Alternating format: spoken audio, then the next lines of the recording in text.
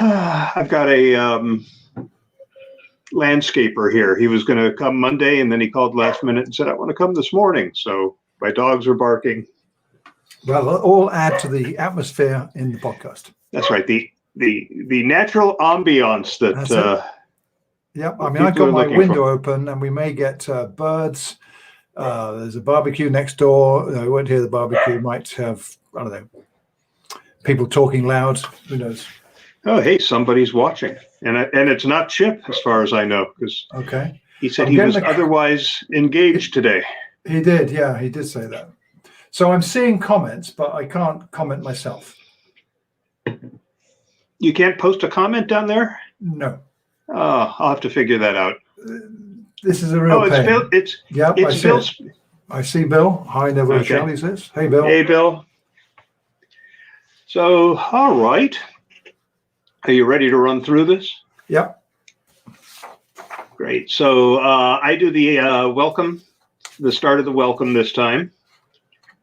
Going to mention that Circle of Fellows is going to be streaming live on Thursday.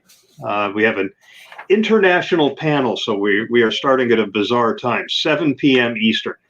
Okay. That's to accommodate Adrian Cropley in Australia.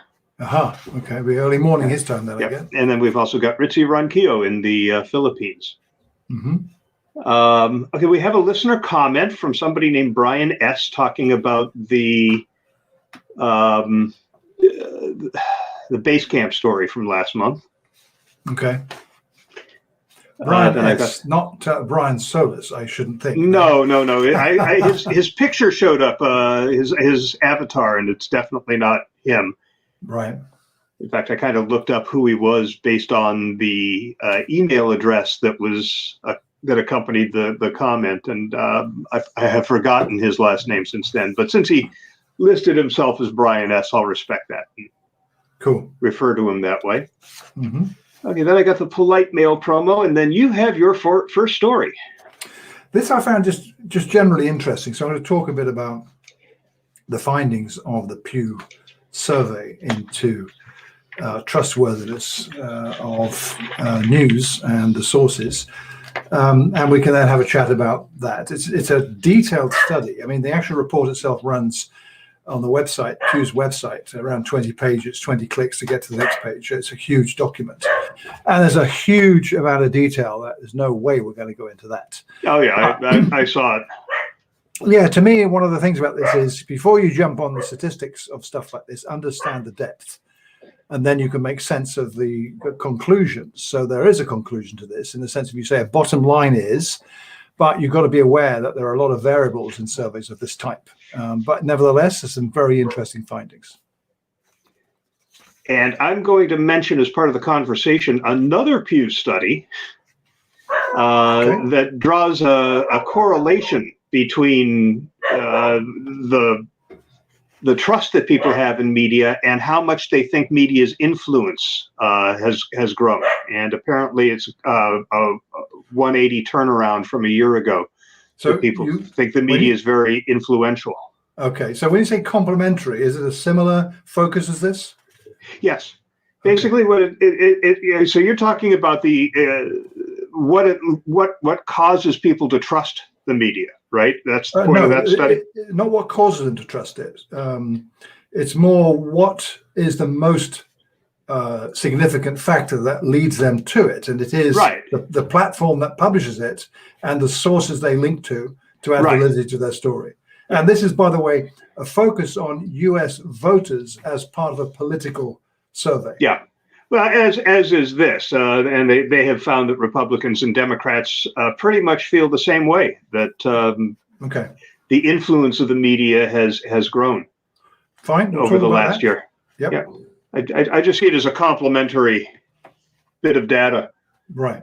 All right. So then I am going to talk about Colgate. Is that a brand in the UK? Is Colgate toothpaste over there? Huge. It's been here for a century. Yeah, it's big. And everyone knows the name Colgate. Yeah.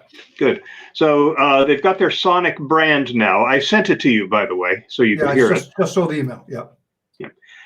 So talk about what went into the development of that, and I'll add the audio file in post production rather than try to play it Okay. while we're talking. But yeah, that's why I sent it to you. Yeah, I didn't have time to listen to it, unfortunately, because I saw it Okay, literally well, just before. It's about 3 seconds long, so Okay. you can go ahead and do that if you like. Right. All right, you've got Zoom becoming the Kleenex of video calling. Well, this is actually more a story about the word onomatopoeia. It's a lovely word. So we'll talk a bit about what this actually does mean. That sets it in the correct context to talk about why this is an interesting story. So I'll do that, and if we have anything to say about it, well, we can. Great. Then I'm going to talk about audio again. This was a really interesting story. It's the rise of live streaming, especially shoppable live streaming, has led to a demand for live streaming hosts. Okay. And, they're looking for certain qualities in hosts. So it's like a whole new career opportunity for people. But for marketers and communicators who are doing live streaming, something to think about is, what are you looking for in a host and where do you go find one? Yeah, interesting. Okay. Yeah. All right. And Dan would be in the middle of that, but I haven't seen. Yeah, he did say he was going to do it yesterday because I would have liked to listen to it beforehand, and I never get a chance to do that usually. Yeah. But no matter. So you can say. But we don't know what he's talking about, so we can't have a chat about any of it afterwards. I think that's probably best not to say anything. Right. Okay, so then I've got this one that's obviously pretty topical. This is the moment or there is no moment. Right. What's happening at the G7 summit taking place here in the UK. This I thought was terrific. I saw it in a tweet by Andrew Block, who's a pretty big, well-known PR guy here in the UK, tweeting this. The PR stunt of the day, as he called it, when he tweeted on Thursday. It's a sculpture in the vein of Mount Rushmore. Yeah, I went and looked at the pictures. It's pretty amazing.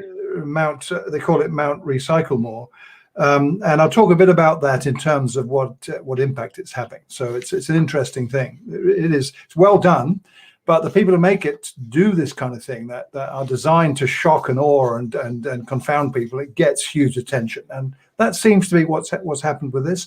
Short-lived, mind you, because this has got a shelf life probably for the attention point of view of just this weekend.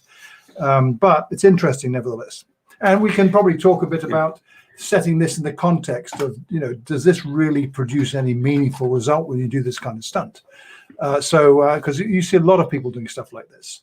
Yeah. So, I mean, at G7 meeting, this one's there's at least half a dozen pressure groups mounting huge demos all over Cornwall.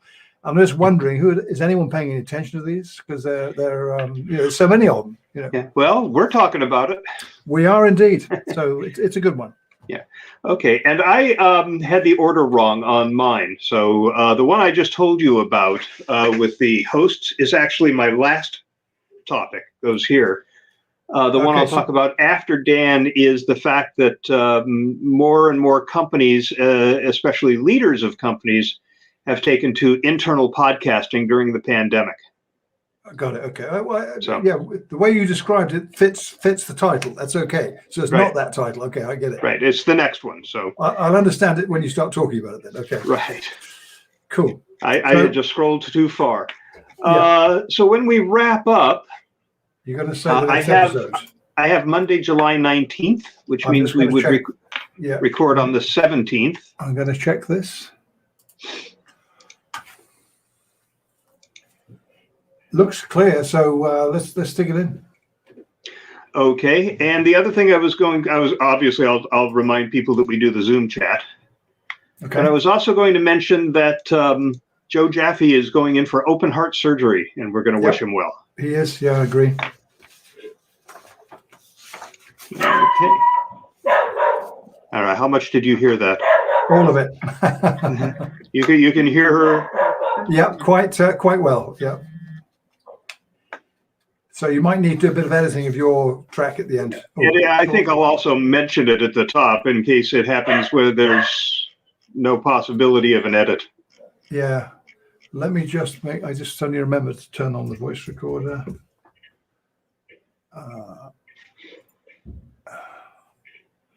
Let me just double check something on this. Microphone. Bill, I don't know who Miss Ipana and Bucky Beaver are.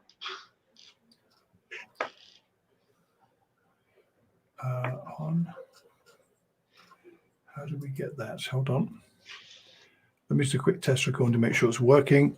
Testing, testing. Are you working? Yes, you are. I see the movement of the waveform, so you must be working. Let me just listen to that. Yeah. Cool. We're good. I just have to create an audio file here. Yeah, Bill, who is Miss Ipana and Bucky Beaver? Just so you know, Bill, it's good to have you here. I can't reply to any of these things because StreamYard won't let me do that. But at least now I can see the comments. And by the way, Shell, in case you're wondering, how did I solve the problem? I have no idea. Suddenly they were there. It just showed up. It just showed up. Yeah, I don't know. I was May using that be the way StreamYard we all last week. solve our... Yeah, I was using StreamYard last week for something else, and suddenly the comments were there.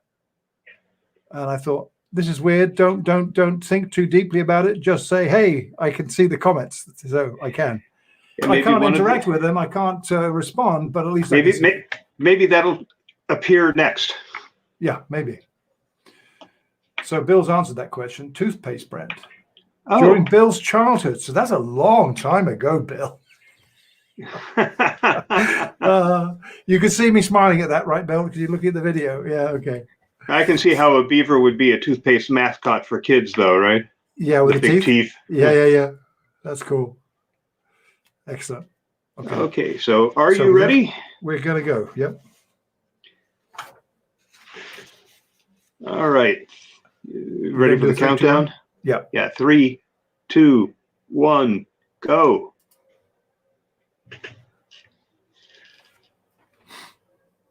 Well, hi, everybody, and welcome to episode number 208 of For Immediate Release, the Hobson and Holtz Report for June. We're recording on Saturday, June 13th. The show is going to be published on Monday, June 15th. So welcome, everybody. We're glad you're here. We're happy to be back. Okay, I'm getting a... Yeah. So it's actually, we're recording it on Saturday, June on Saturday the 12th, and it's going to be the 14th. All right, let me start that over. For some reason, I have Monday, June 15th on the probably last year's calendar you're looking at. Yeah. Could be. Actually, I think we have a leap year this year. So anyway, we get it right in the actual. That was the trial there, listeners. So that was a sound check. Yeah. That was a sound check. Yeah.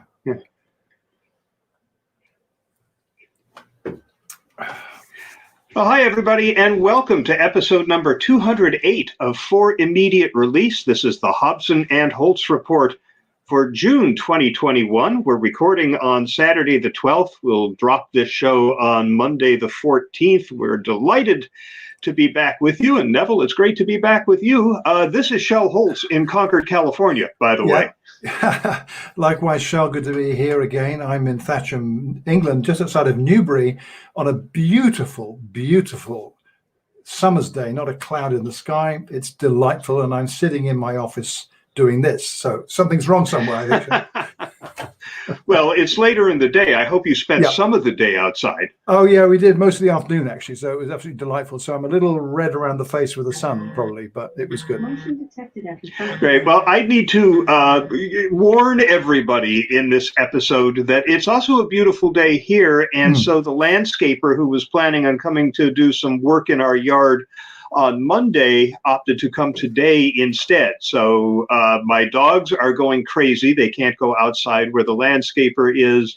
And we keep hearing the Ring doorbell detect motion at the front door. So you may hear some of this ambient sound as we record today's episode. My humble apologies in advance for that. Yep. I want to let everybody know that we have a live streaming episode of Circle of Fellows coming up on Thursday. It's all focused on how people among the IABC fellows achieved their personal and professional success. And it's on at an unusual time, 7 p.m. Eastern Standard Time. And that's because we have a truly international panel this time.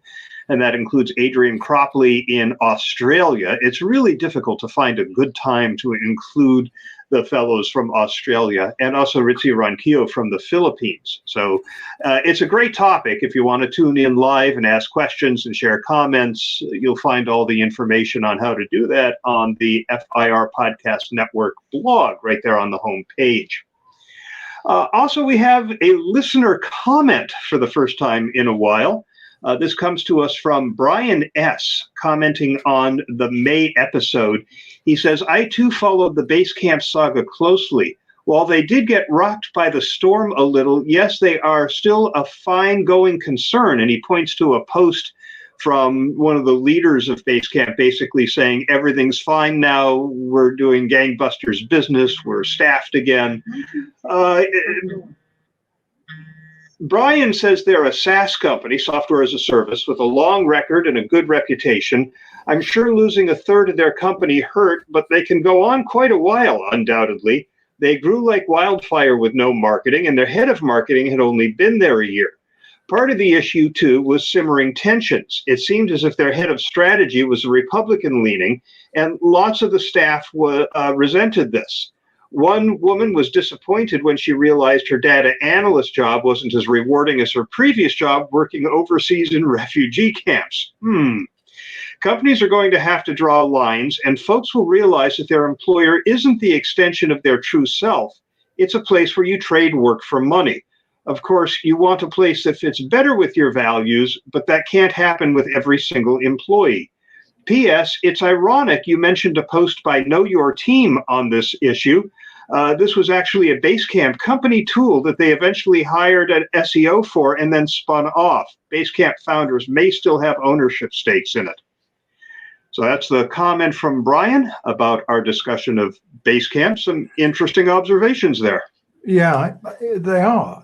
They actually raise a lot more questions in my mind. To me, it sounds like, and Brian, you can tell me if I'm misinterpreting this, but it seems like you're suggesting that all those things are like the excuse for what happened, and they may be, but that to me isn't really the point. There seem to have been some major issues that arose in that company through all the kerfuffle that arose and the brouhaha that happened that weren't recognized, and indeed the examples that Brian mentioned. The woman in the refugee camp and the Republican-leaning executive they'd hired, there's something amiss at that stage in the organization. If there's a mismatch between cultures, it seems to me. Now, of course, I'm just basing those comments on what Brian said and my recollection of what we talked about a month ago. So that may not reflect reality whatsoever. But it seems to me that those deep-seated issues, I can't imagine have totally gone away at that company. I'd be surprised if that was so. Yeah, I think it could be simmering under the surface. And my point in raising that story last month was really to say that it's another example of employee activism, which is a growing thing that I think companies need to be aware of and ideally will address proactively, do more listening, which is, of course, a key element of employee engagement is the voice you give your employees. So I was just adding that to the stack of employee activism examples. So, but Brian, we appreciate your comment. We hope you'll do it again. And before we jump into the stories we're covering, which are, it's a batch of really interesting stories this month, I do want to give a shout out to Polite Mail, our sponsor. They're out with an ebook a lot of companies could probably use right now. The Ultimate Return to Work Guide provides companies with actionable steps to create clear, effective policies and programs, taking into consideration both organizational performance and employee preferences. Now, we've talked about the return to work issues on previous episodes. The fact that some employees liked working from home, some are concerned about the risk of contracting COVID-19 if they should return to work, and then there are those who just can't wait to get back to work. McKinsey shared a discouraging data point. 2/3 of U.S. workers say their employees have not communicated a post-pandemic office strategy, or if they did, it was vague. So what's in this free guide to help address that issue? A step-by-step overview of which aspects of the business to consider before forming return to work policies, survey templates, tips for building consensus with various groups, advice on rolling out policy changes, data-backed recommendations on communication channels, and ideas for how to measure how well these policies are working. You can download your copy at politemail.com, which coincidentally is where you can learn about this internal communication service that adds tremendous value to the emails you distribute. So what are you waiting for? Head on over to politemail.com and get your copy of the Polite Mail Ultimate Return to Work Guide, and check out the various ways Polite Mail can improve your internal communication. And as always, we thank Polite Mail for their support of For Immediate Release. So what makes a news story trustworthy as our first topic to discuss? We've talked about this in one form or another on and off over the years, I think. But a survey put out by Pew Internet recently, Pew Research, is quite interesting, I found.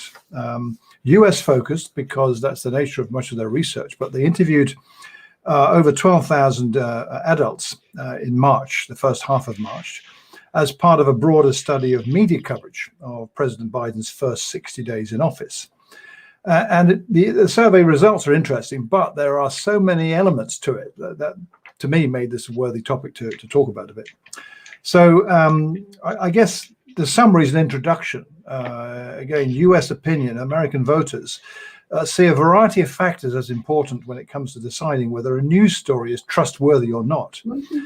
But their attitudes vary by party affiliation, demographic characteristics, and news consumption habits, according to this study.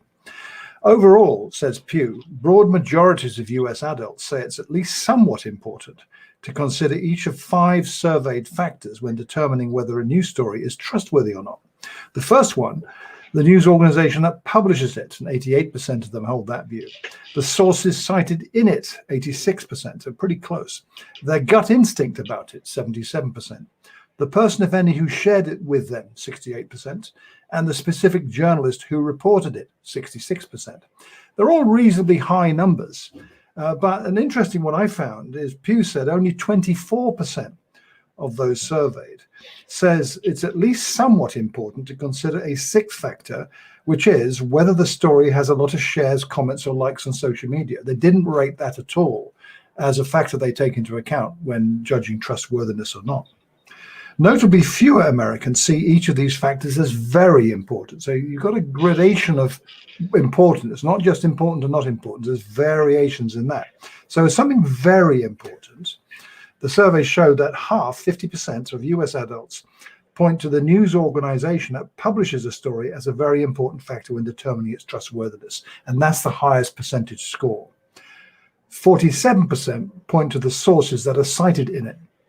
Fewer cite their gut instinct about the story, only 30%. The specific journalist who reported it, 24%. The person who shared it with them, 23%. Or the engagement it received on social media, only 6%. There are many variables, like I mentioned, and indeed, it wouldn't surprise you to hear these.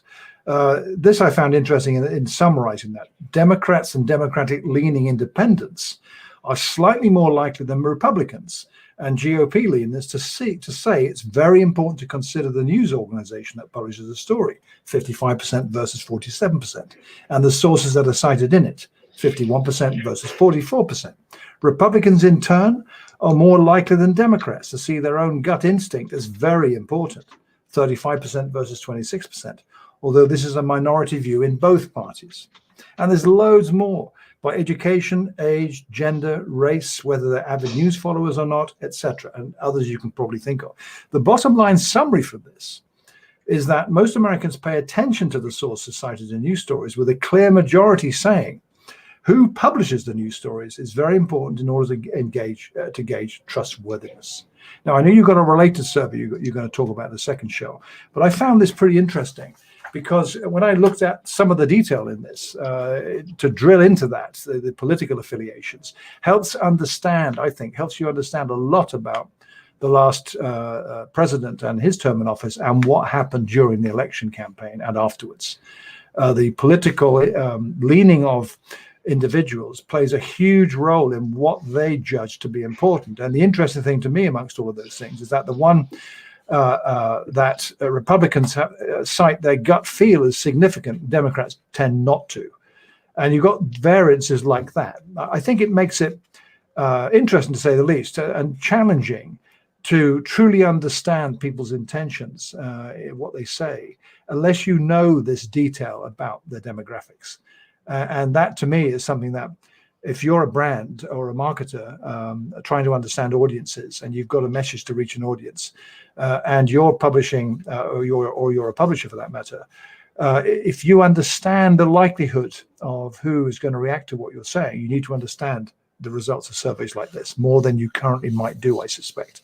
And I think, again, I don't know what you're going to talk about yet, so hopefully it adds some richness to this, because these sorts of analyses are becoming increasingly important and increasingly easy to do, given the amount of data that is available to polling companies such as, or research companies like Pew.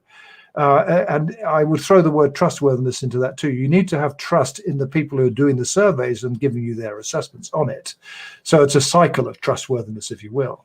But I see this a little bit here in the UK too, where to me it's a natural to think, okay, if I read a story that causes me to think deeply about a topic, the first thing I think about is, where was it published? Who published that?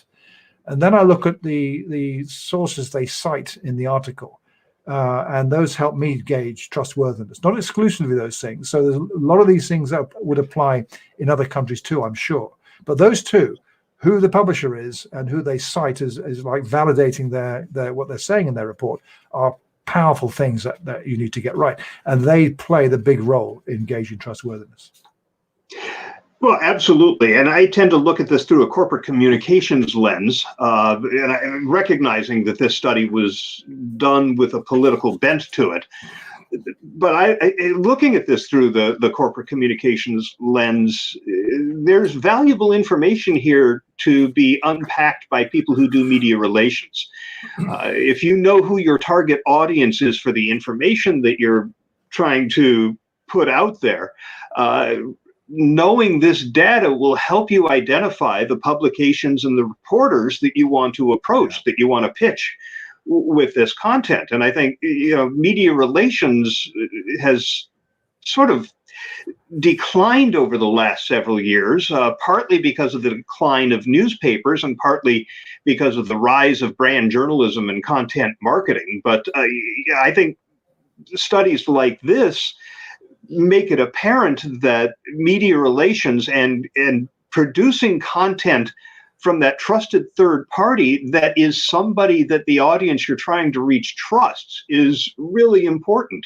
I saw one study that said people still love reading newspapers.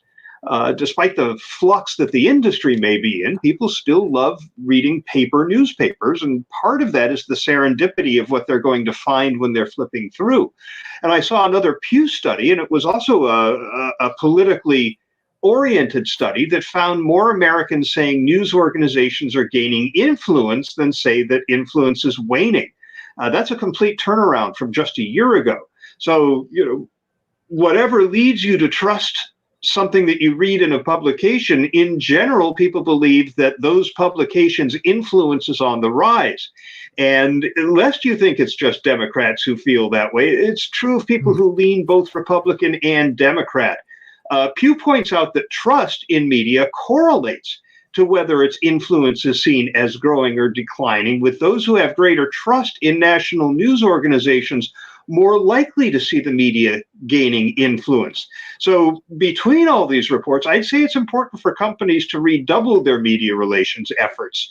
You may recall we talked about Clorox blowing off a pitch from the Washington Post, and this is a reverse pitch, right? Because usually it's the company pitching the media, but here it was the Post calling with an entirely positive story that was not a news story. It was just they wanted to talk to the leader of a company who didn't need, they produce, I guess, what you would call boring products, household cleaners and the like, and yet they had this great reputation. How did they do that? And Clorox said, thanks, but no thanks. We don't have time to talk to the Washington Post. And part of this was based on the fact that we're doing just fine with our brand journalism and content marketing. Thank you very much. So I think it's important that people in the public relations space start to give some serious consideration to bolstering those media relation efforts. Yeah, I agree. It also reminds me that this is a topic covered in some depth in the Edelman Trust Barometer earlier this year, the 2021 study that was published that shows trust in the media is at a record low. And that is still in decline in this report released in January. I know they published a spring update. I don't have that to hand right this second, and I wouldn't be surprised if that shows a slight change in that, or maybe it doesn't. But it's true. All of these reports, the one you mentioned, the one I started talking about, the Edelman, talk about the importance of trust in your news sources. And I think all these are signals of what's available to people to make up their minds. And most people, I would argue that's probably the right word, most reasonable people do exercise common sense and sound judgment when coming to making a decision about what they trust or don't trust. It's only the outliers that are the weirdos and the folks who, frankly, are out there who don't do that. But most people would do that. And so if you're able to do that, if you're the publisher or the PR person or the media relation that's doing these things, this is important stuff that enables you to help the audiences you're trying to reach trust you. And to me, it's a no-brainer to think that way. So it's good seeing research like this because it adds to your knowledge on what you need to do and what's actually happening. Yeah, and Bill Spaniel is watching us record this live over our stream on YouTube, and he says, I wonder how much the pandemic and the quarantine had to do with an increase in newspaper readership. And just to clarify, the research I saw didn't say that there has been an increase in readership, just that people love reading newspapers. So yeah, well, it's interesting, Bill. It's a good question there, Bill, because Edelman, I'm just looking at Edelman's report, they say that the infodemic that's related to the pandemic, in a sense, has driven trust in all news sources to record lows. That was when they published this report in January 2021. So it's really talking about all of 2020. Now we're halfway through 2021, and many of the leading economies in the world are emerging from the pandemic in drips and drabs, and there's still lots of challenges. Here in the UK, for instance, we're due to come out of lockdown totally on June 21. There's now probably 99% certainty that's going to be delayed by at least a month because of the rise of the variants in the virus. But Edelman says that, and I'm sure I've seen that elsewhere too, that trust is in media, amongst other news sources, it's everyone, is low. Your question, though, increasing newspaper readership is interesting because I'm wondering, do we take into account digital? Because people couldn't go out and get the newspapers. Maybe that. Here in the UK, I've seen some talking about a radical decline in circulations because people couldn't go out. Some get their newspapers delivered, but more don't these days. So it drove huge increases in digital. But, so there's lots to your question, Bill. It's a good question that we can speculate for the rest of the show on what it might mean. But here's a few things to throw into as answers. Well, we've talked a lot about audio as the biggest trend in communication, everything from digital assistants like Google Assistant to smart speakers like the Echo. We've talked recently about Clubhouse and the wave of competitors in the social audio space. In fact, I have to tell you, I was pitched just this Friday by someone who wants me to become a top mentor on an app called Wisdom that they called the wisest social audio experience. I'm going to look into that more before I respond. They got to have an angle, of course, because there are so many of these things out there. Of course, yeah. And the pitch talked, about there being so much noise on Clubhouse, but here it's just people who want to tap into your mentorship. Okay. We'll see. But we've also talked about sonic branding, also known as sonic logos. I interviewed David Meerman Scott when he and a colleague started a sonic branding service. And we've played the sonic logos from companies that have introduced them, like MasterCard, and then we kind of stopped hearing about them. That doesn't mean nobody was creating them, just that news about them wasn't showing up in the feeds I follow. But one showed up the other day. Colgate, the dental hygiene company, partnered with a London-based creative music agency called Massive Music to create its sonic brand identity. Now, according to an article in Mobile Marketing, Colgate was looking for a sonic brand that was memorable, modern, and reflected its core brand promise of optimism in action. Interesting brand promise from a company that makes toothpaste and mouthwashes and toothbrushes, but I guess you can be optimistic about a short visit to the dentist and no cavities. But what I found interesting about this story is how they took a scientific approach to creating the logo. They talked to academics, ethnomusicologists, there's a profession I didn't even know existed, and neuroscientists. Their research led them to the human hum, as the ideal timbre for a sonic logo, and the result in their sonic logo is a blend of female and male tones. Even setting the logo in the key of D major was the result of research. The article says the choice of notation and the portmanteau bend toward the end of the sonic logo syncs to the smile visual animation that Colgate uses, and activates feeling without being overbearing. So, a lot of thought went into this. Now, Massive Music published a 3.5-minute YouTube video about creating the sonic logo, along with how it will be used and adapted in various permutations depending on which brand is out there promoting itself. It's pretty interesting, and we have a link to that YouTube video in the show notes. But for now, let's just give it a listen. All right, I'm going to make a time code note so I know where to plug in. Yeah, I was just watching the video, and of course, you're right, 3.5 minutes, so I couldn't get to the sound, so I've not heard it yet. Well, why don't I pull it up and play it loudly? Yeah, be worth it. Turn my volume all the way up on the speaker. Did you get that? Yep. Okay. So, well, it's interesting, Shel. Hang on, let me make a time note so I know where we're starting it. Okay. Yeah, I agree. It's interesting, that history. Having heard it, I'm just visualizing in my mind. I mean, coincidentally, I'm a Colgate toothpaste user. I like the toothpaste. And I was just thinking, would it be kind of neat if my electric toothbrush played the sonic sound rather than the bzzz noise you get when you turn on your electric toothbrush? And so it would remind me of the toothpaste I'm using. And for that matter, you could think that the Braun brand that I use for, or Braun actually, as you pronounce it in German, it could have a unique sound itself. But if they married it up with the toothpaste, so then you get something that may be great to remind you each time. So I kind of, maybe I'm projecting it out too much and thinking about it too deeply. But I think to the point, the broad point about this, a brand coming up with an audio sound that kind of stimulates the user into understanding the brand and maybe the promise of the brand is a sound move, pun not intended, I have to say. It makes a lot of sense to me because audio is becoming, in ways like this, more important. I'm thinking about cars in particular, the rise of electric cars. More car makers there's legislation in many countries that they got to produce a sound because people can't hear them.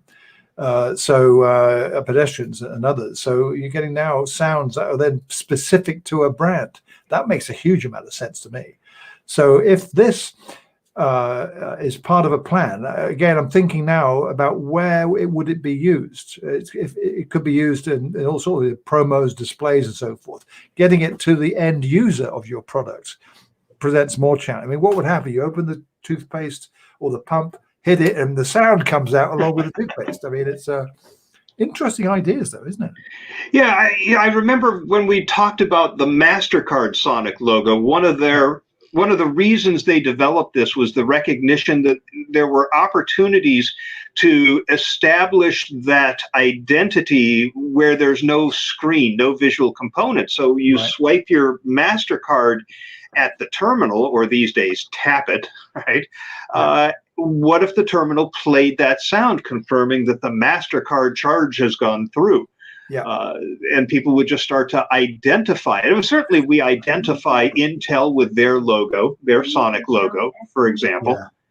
Well, So that's interesting because it made me think. I use Google Pay on my phone, and in there I've got a handful of credit cards installed in there. So I go to today, for instance, in 2 different supermarkets I was at during today, and I use a different card on each one. That's how I tend to do stuff depending on the supermarket, what I'm buying.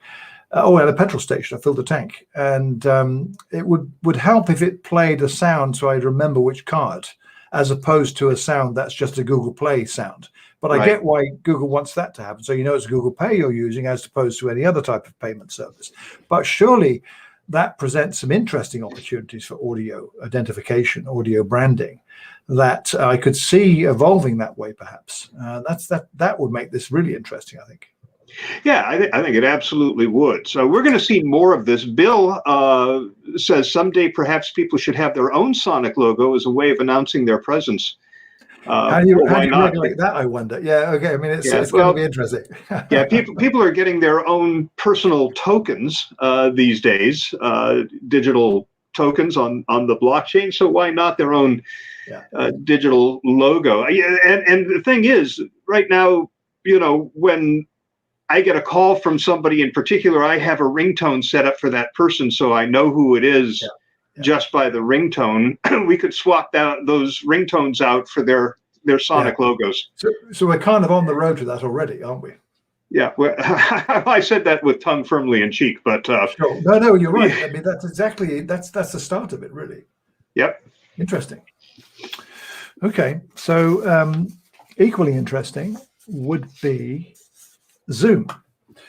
Zoom is an interesting organization, and they benefited hugely from the pandemic. That's a factual statement, and indeed, their name is synonymous with this, and that's what this story is all about. This was written in Fast Company. Quite interesting analysis, not from the point of view you might suspect. There's an aspect of this I found really fascinating. Fast Company's story is titled "How Zoom Became the Kleenex of Video Calling," and you get an idea of what the story is about with that headline. One of the reasons why Zoom became so popular and the reference point for virtual meetings and video conferences amid a year-long pandemic is because the brand name itself is a strong selling point. It's helped Zoom become the Band-Aid of pandemic life. So not only the Kleenex of video calling, it's the Band-Aid of pandemic life. So onomatopoeia is a word you might have heard of. I had, but do you really know what it means? I didn't until I looked it up. And I'm going to tell you this so you'll understand it, why I found this so interesting.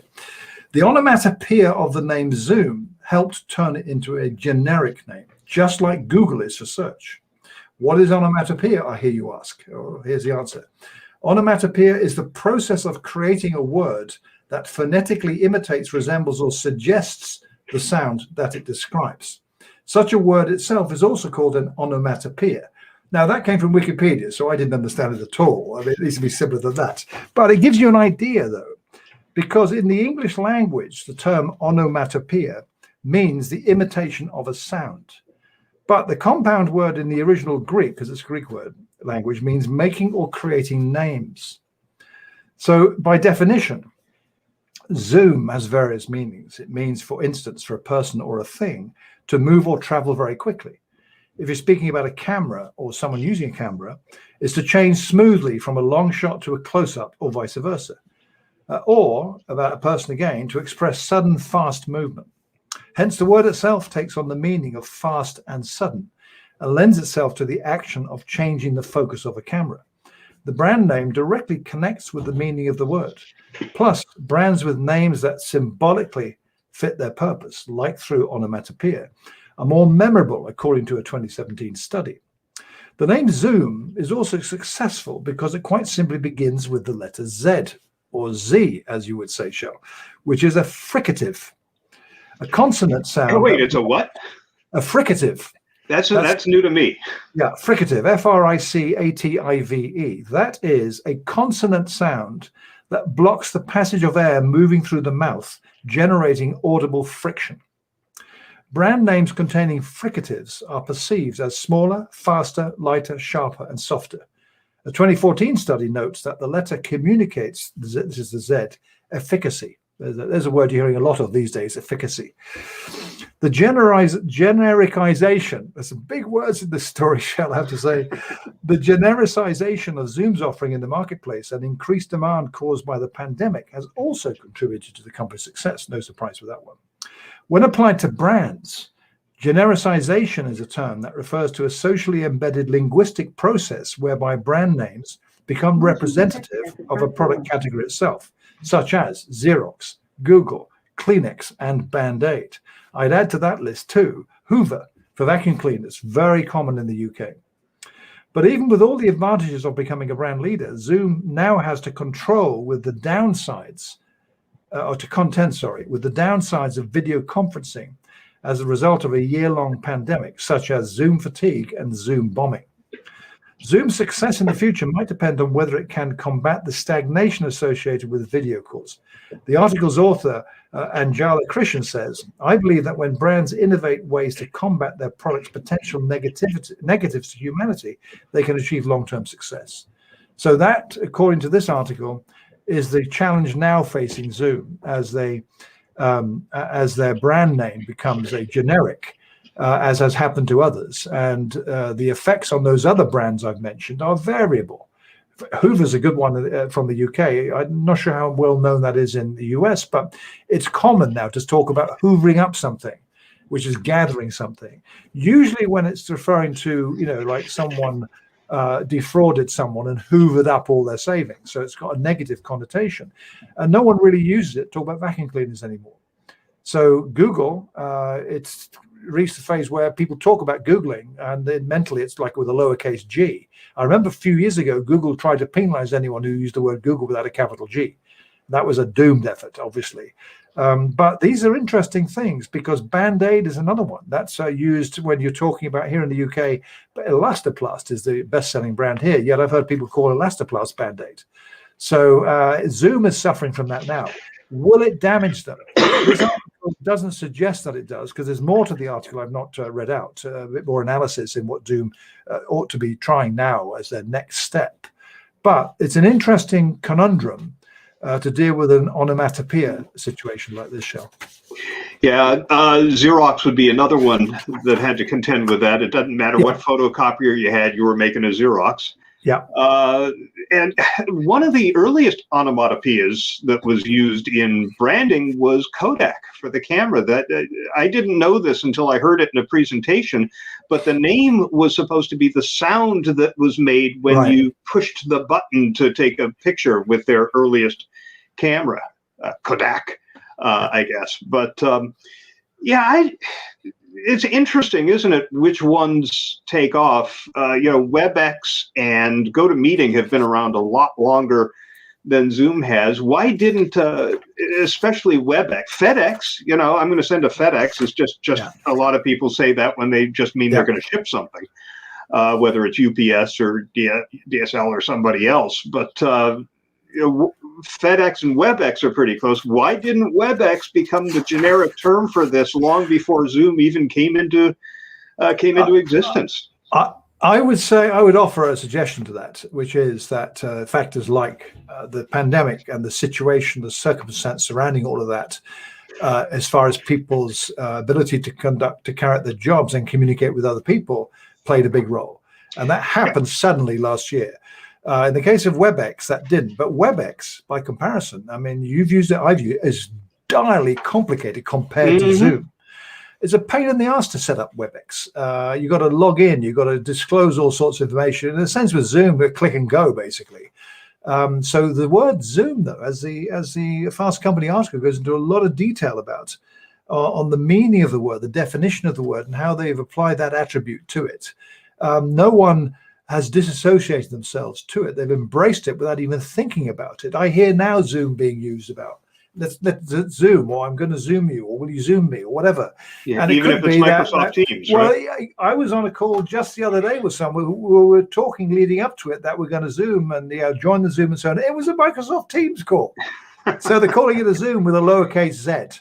So, sorry, Microsoft, you've had it with Teams. That ain't going to do it. Zoom's the word. So that could explain it. The combination, very easy to use without any question. Zero barriers to use or entry. Well, not only that, compare that to GoToMeeting and WebEx, humongous difficulty by comparison. Yeah, not just easier to use, but it's more reliable. The quality does not deteriorate when more people jump on the call, which is a problem the other services had. And it's free. If you've got a base account, 40 minutes, and that's to talk about them upping that as well. So it's not tying you to an enterprise type offering, which is what WebEx and GoToMeeting were. They were business tools. Here you've got something that, you could argue, why didn't Skype, still around, why didn't Skype? Well, Microsoft has screwed that up too much, basically, to make it part of Office or whatever it is part of these days. I haven't used Skype in probably 5-6 years now. And you remember our early days, Shell, Skype, we couldn't have had this podcast off the ground if it hadn't been for Skype. So they played a big role 15 years ago, but their time is gone. So Zoom is now the kind of kid on the block that's getting attention. Even Microsoft is saying, don't use Skype, use Teams. That's still their own product, mind you. Right. So, exactly. If they were sensible, they'd say use Zoom, but they ain't going to do that. So exactly. So anyway, what's in a name, huh? What's in a name? A lot. Yep. All right, make a time code note here for Dan.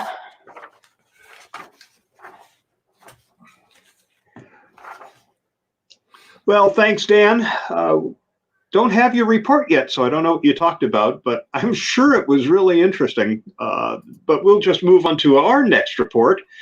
And I'm going to talk more about audio. Talked about the Sonic logos last time. Podcasts now. There's no question that podcasts have really taken off. You can barely get through an entire news show these days without being directed to the host's podcast. Clips from podcasts find their way into news programming. Sometimes what people say during an interview on a podcast creates a firestorm of controversy on social media and even in the mainstream media. You've got Spotify taking on Apple as a source for podcasts. They've signed podcasters for big money. I mean, they bought Joe Rogan's podcast for more than $100 million. Yeah, when you and I started podcasting back in 2005, could you have imagined anyone buying a podcast for $100 million? Impossible. No. Yeah. But what caught my eye this past week that really sold me on the fact that podcasts are completely mainstream now was a story in Digiday about how business leaders have been using internal podcasts to stay connected with their employees during the pandemic. According to this article, it was written by a reporter named Jessica Davies. The reason business leaders have turned to podcasts is to try and keep remote workers emotionally engaged and motivated. I suppose another way to put it would be to say you wanted to keep the culture strong. And that's something I've been worried about, to be candid. Culture comes from shared experience, and employees aren't sharing much when they're isolated from one another in their homes, despite Zoom meetings, which are frequently experiences I would hope don't affect the culture because it wouldn't do it in a very good way. Some CEOs, according to the article, have seized on podcasts to try to share more about themselves with staff or to handle communicating their response to difficult topics, job security, mental health, racial and social justice. As workers left the office and started working from home 15 months ago, companies realized that their communications needed an overhaul to account for the fact that they were working in different configurations. Now, part of that overhaul included getting leadership to embrace empathy and transparency. And, Davies writes, to nail empathy, you have to nail tone, a more natural bedfellow for audio rather than email. One expert she interviewed said, you can't show empathy over email. It just doesn't work. In light of growing demand from employees to hear from leaders about their own mental health challenges and views on societal issue, old methods of communication like quarterly newsletters just won't do it. Companies need to invest in communication tools that are instantaneous and feel authentic, not overly corporate and scripted, which kind of sounds like podcasting to me. So who's been doing this? There's WorkVivo, which introduced internal podcasting as part of its intranet offering, and clients who have used it include A&E Networks, the location company Here Technologies, and Arlo, a company that makes video doorbells and security cameras. A&E Networks records short podcast internalies called Basecast. Base is the name of its intranet, so it's Basecast. It covers a mix of current affairs, pop culture, team and social news, all in an informal interview style with different members of management. Arlo's is called the Virtual Water Cooler. It's hosted by the company's HR team, who speak with various employees on different topics and themes. There's also a podcasting firm called UStudio that has experienced an increase in the number of its clients producing internal podcasts. Now, I'll be honest, I have to wonder about the uptake of these podcasts among employees based on my own experience, because I used to listen to almost all of my podcasts during my commute. And I don't have a commute these days, so my podcast listening has dropped to almost zero. But, if I think about it, if my company sent a podcast that was 5 minutes or 8 minutes that covered valuable, useful information, I'd make time for it. I'd take the dog out on a walk just so I could deliberately listen to the podcast. Or maybe I wouldn't listen because I'd be the producer of the damn thing and I'd know exactly what was in it. Anyway, one podcast company executive is quoted in this article saying podcast has been underused for internal communication. I agree. And maybe the pandemic is going to be the catalyst to change that. Yeah, it could be. It could well be. I think they're very good examples that you've mentioned. And I would agree. I know few organizations who have a structured approach to using podcasts for internal communication. And I often, when I do think, I often wonder why. So the examples in this piece on Digiday are really good. I have to say, the examples that you've quoted. And I think maybe more people ought to just experiment. And I think habits have changed. You're right. We hear the statistics all the time that podcast listening has plummeted since the pandemic because commuting has stopped. So does that suggest then that people have less time? But if you offer them something that fits in that less time, they might listen to it. So it could be that, are we about to see the rise of the 5-minute podcast? So it doesn't bode well for long shows like this one. So hit the pause button, we say to people. Yeah, sure. But I think little snack-sized things. I listen to podcasts still. I tend to listen to them on short car journeys, or even sitting at my desk when I've got a few minutes that I've decided to do something else, or I'm reading something. I might instead listen to a short podcast. I'm not actually that keen on long ones that you've got to hit the pause button, because I can never pick the right moment to hit the pause button unless the show is designed in a way there's a natural break that you could hit pause there, not miss anything. So maybe there's that to it, Shell. Maybe that's it, because there's no lack of means to podcast. I mean, if anything, it's become ever easier to create a podcast, either on a mobile device or with offerings that you can just log into and create a podcast. So what's going to trigger it? That's what I'm wondering. So are we looking at a trigger? I don't see one handy. I'm sorry, one handy for what? A trigger. I lost audio there for just a couple of seconds. I'm going to make a time code note. Okay. So a trigger that would kick off short podcasts. That could be the vehicle to engage with employees. Again, not just employees, but we're talking about employee communication. That otherwise wouldn't do. So if you've got something interesting that you want to say, a 5-minute podcast might do it. Like, here's this week's top 5 tips on X, and they're short. Right. Or here's a 5-minute take on this topic, or whatever it might be. Why not? Would that be the trigger? That's what I'm wondering. Okay, got it. Yeah, I mean, especially for internal podcasts, because people are busy. They're already devoting their time to doing work. It's hard to get people to pay attention to internal communications in general. So if it were short, it would probably attract their attention. If it were long, they would say, I don't have the time for this, for more propaganda from my organization. There have been short podcasts out there. Grammar Girl was never more than about 5 minutes, and it was ridiculously popular. So, I don't know that there's a single trigger. It could just be a slow-growing trend. That's possible. I mean, none of the shows I listen to are 5 minutes. They're probably half an hour, 40 minutes is the average length of the shows I'm hearing. But, for internal though, I think it's short is a requirement. Yeah, so 5 to 10 minutes, let's say, as long as it's something that that is likely to appeal to your audience, and it's not just the length; it's got to be the content. So if you've got tick the box on the content and tick the box on the length, although you won't really know until you offer it, maybe that's the way to go. So time to experiment, it seems to me. I think so. Yeah, we're doing a podcast at WebCore, but I know that it's mostly employees who are listening, but it's for an external audience. But I very much would like to start one for employees. We'll see if I can squeeze that into my agenda. Cool. So let's shift gears a bit and talk about the G7 meeting that's taking place here in the UK this weekend. If you've seen any news about anything, this will have been a topic somewhere in that news. So you'll know that the leaders of the G7 nations have been meeting here in the UK for meetings yesterday, Friday, today, Saturday. And I think it's wrapping up tomorrow when they all go back. And then Joe Biden's here on his first overseas visits as becoming president. Had tea with the Queen yesterday amongst everyone else. All great TV, fantastic. And the newspapers here, of course, are full of it everywhere.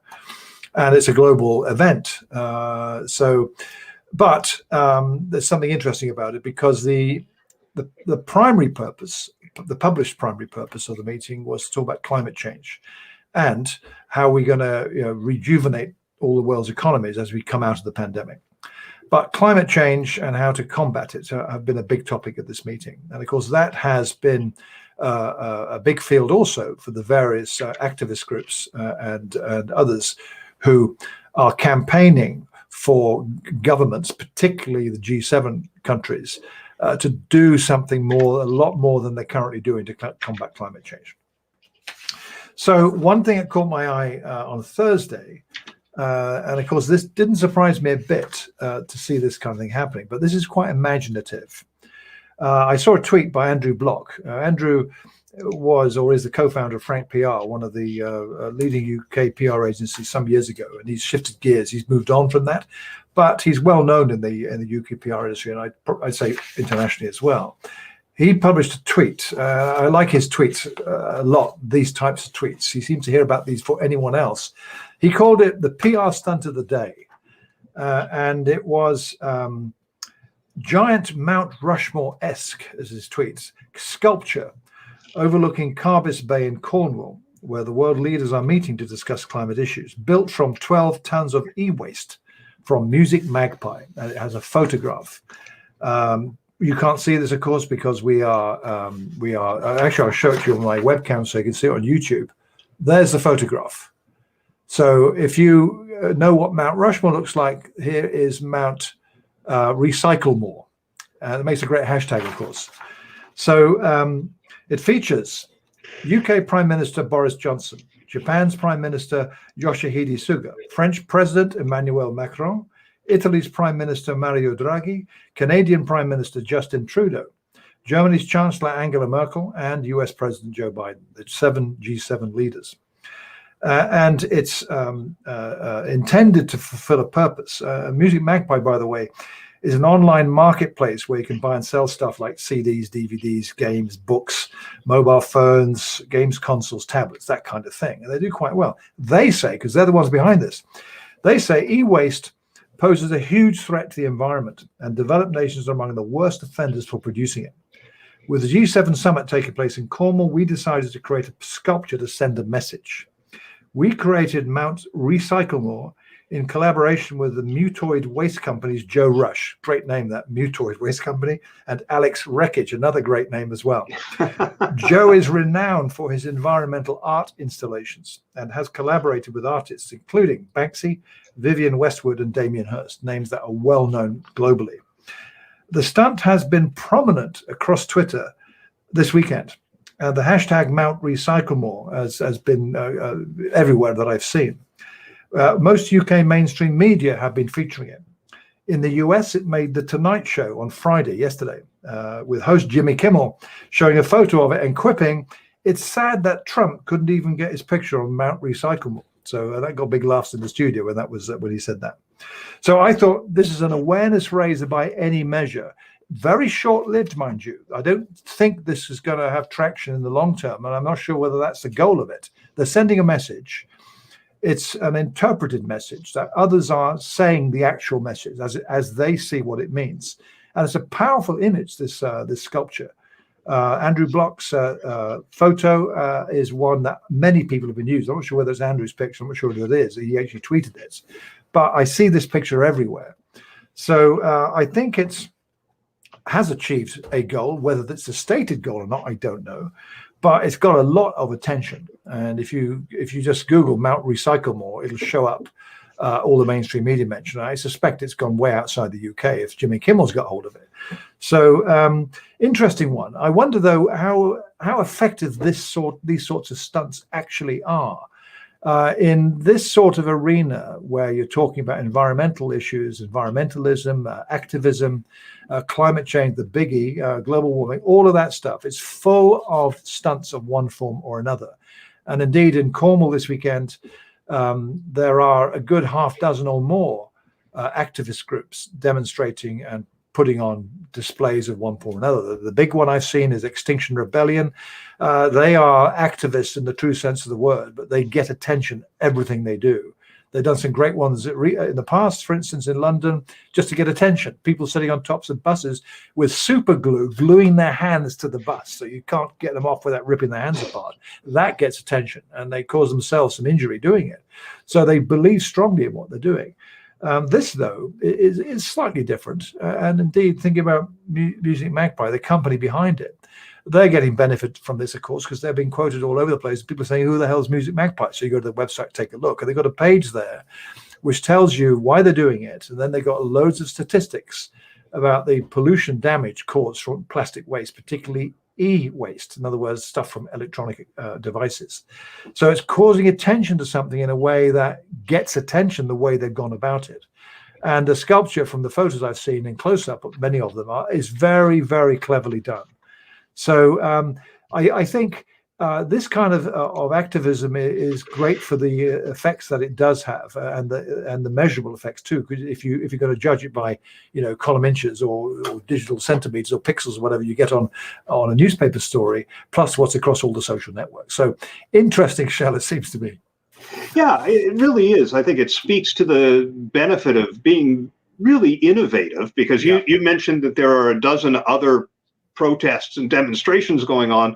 This is the one that made the Tonight Show. This is the one that everybody's talking. We're talking about it. So it's having an effect. It reminds me a little bit of Fearless Girl, the statue that showed up on Wall Street.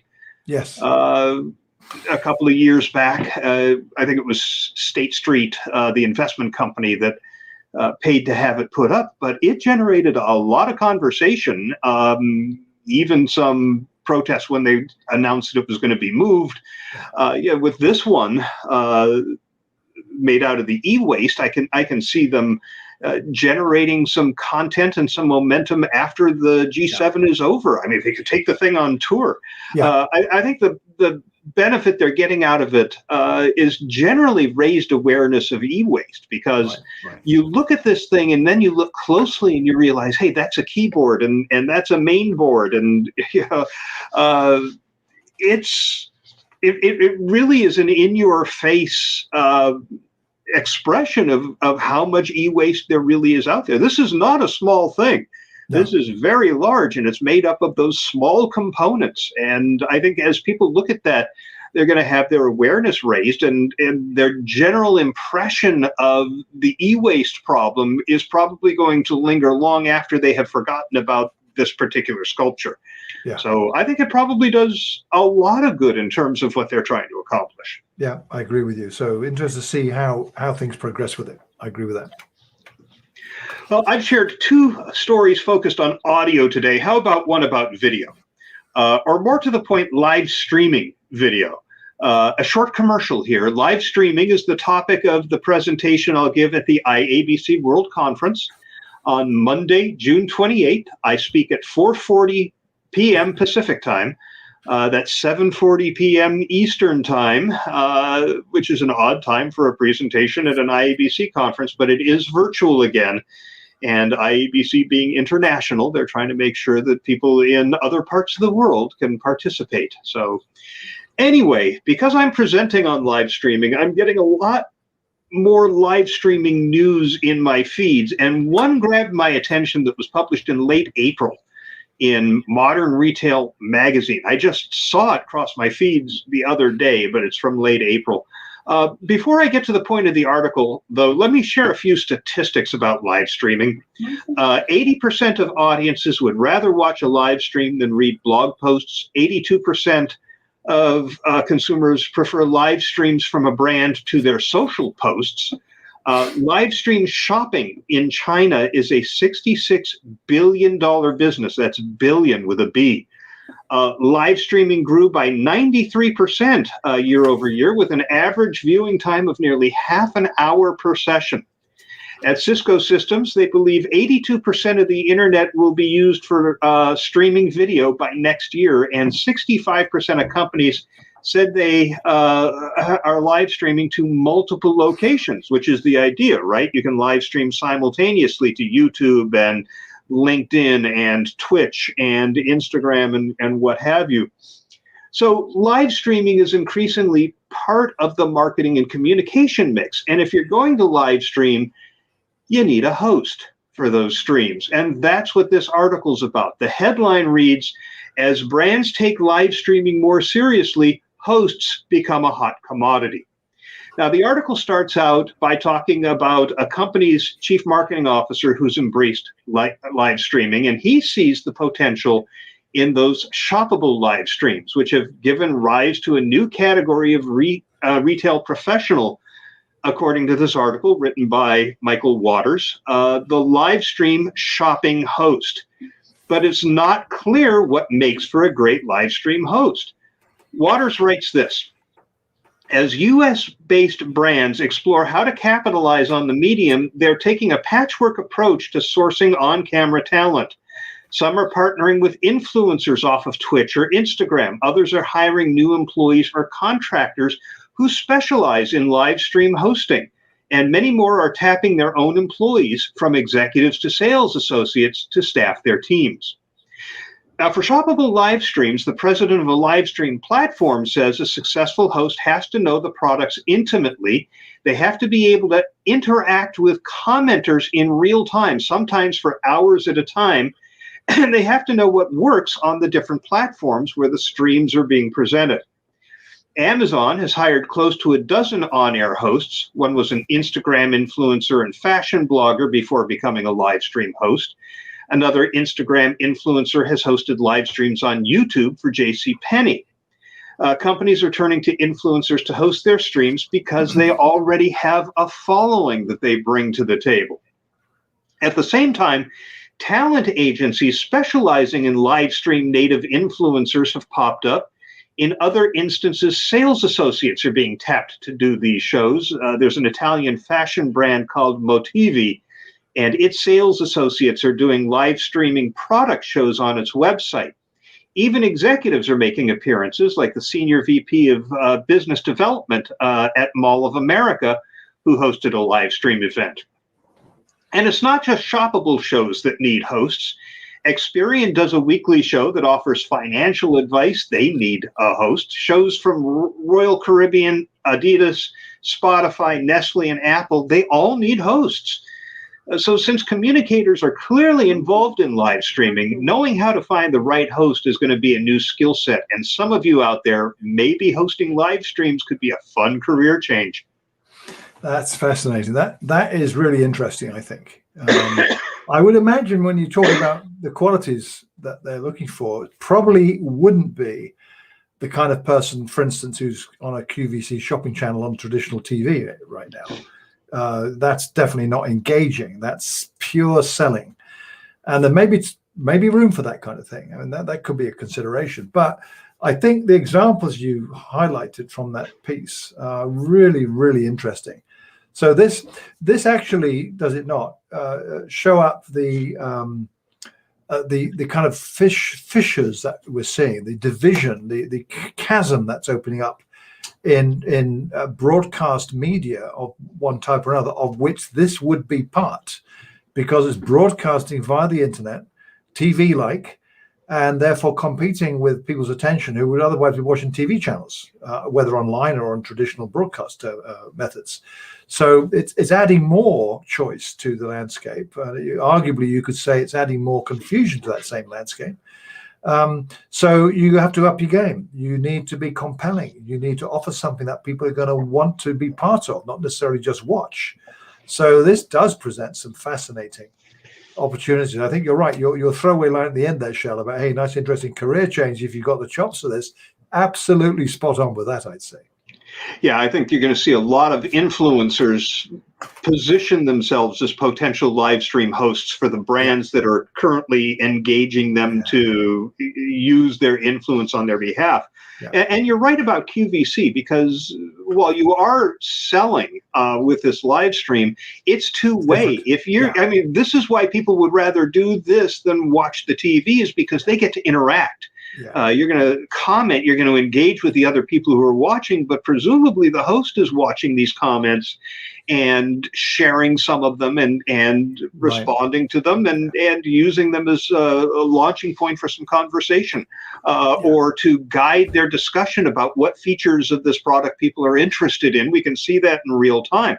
That's another benefit of live streaming, by the way. You can see what people are interested in and make a real-time pivot in your discussion to accommodate those interests. So a host has to be adept at that. Utterly. And I think it does throw up the creation of a climate of trust that needs to happen. Very different to a QVC style shopping channel, where that is just a presenter with a script, effectively, whose job is to sell. All the coercions to, like, you call in the next 5 minutes because we've got the special deal now, expires soon. Maybe it's going to be like that. I don't know. But I think if you're going to engage with people and your goal is still to convert those people into paying customers, then the approach is all that is different. I mean, that's probably summarizing it very simply. But you still need to sell somehow, I would say. But engagement leading to that, and you convert people into paying customers, you've actually then got the kind of testimonial customer, because of the very nature of how you're doing this, the medium. So you have avenues open to you, I think, that are not there for traditional.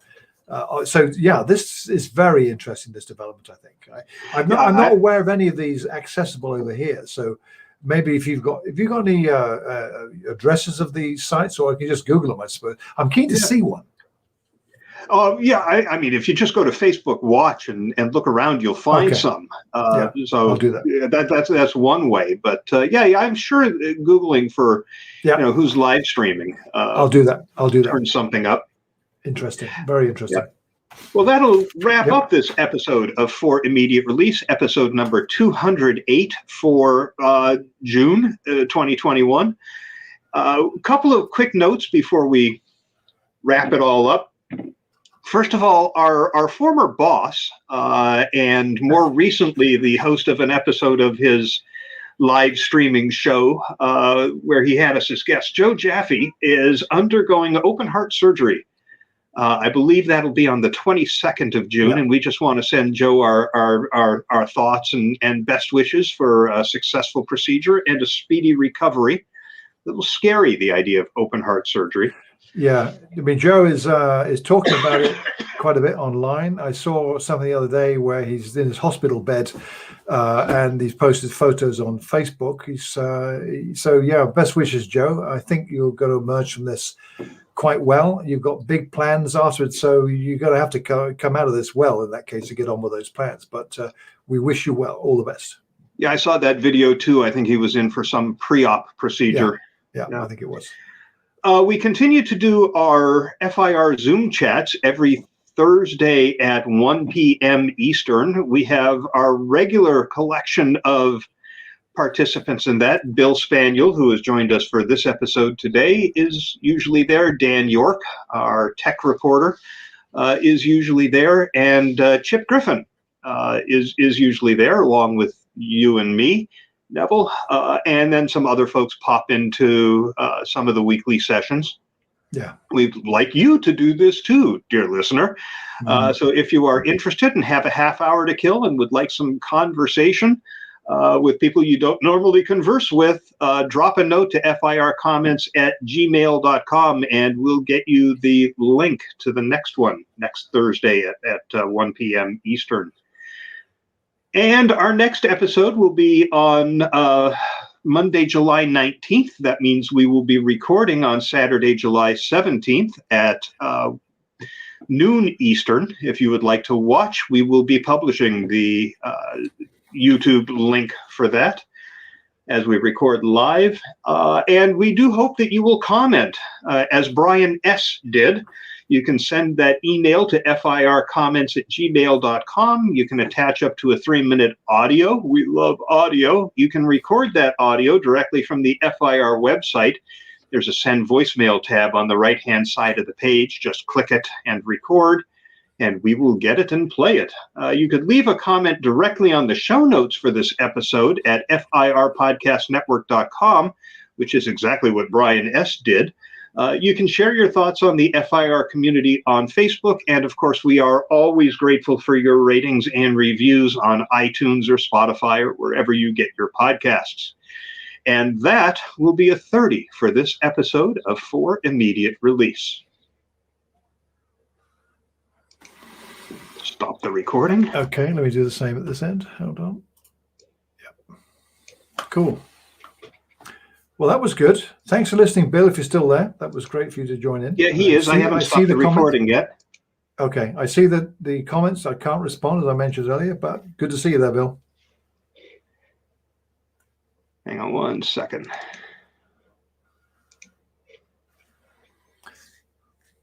Okay. Oh, that was a good one. That was a good one. Yep. Bill, good job, he says.